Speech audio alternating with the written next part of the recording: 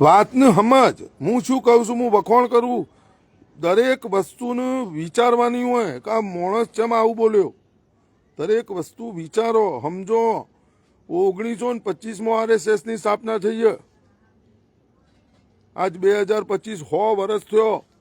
કોઈ જગ્યાએ કોઈ ગામડા ભારત દેશના એક પણ ગામડામાં RSSનો વ્યક્તિ ના હોય એવું મને બતાય. કોઈ એવી સરકારી કચેરી બતાય જો RSSનો વ્યક્તિ ન હોય. કોઈ રાજનીતિ બતાય, કોઈ એવું બતાય, કોઈ જગ્યાએ RSSનો વ્યક્તિ ના હોય બતાય. દેશના વડાપ્રધાને RSSના. કેવી રીતે તમે ઓન હરાવશો?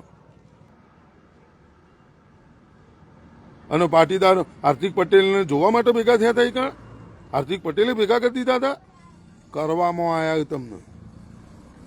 ભારત દેશના કોઈ પણ ખૂણામાં કોઈ પણ મુદ્દાને લઈ અને જેટલું માગે એટલું સંખ્યાબળ ભેગું કરીએ કે એવી 3 સંસ્થાઓ, જેનું પ્રથમ નામ છે સ્વામિનારાયણ સંસ્થા, બીજું નામ છે સ્વાધ્યાય પરિવાર અને ત્રીજું નામ છે RSS.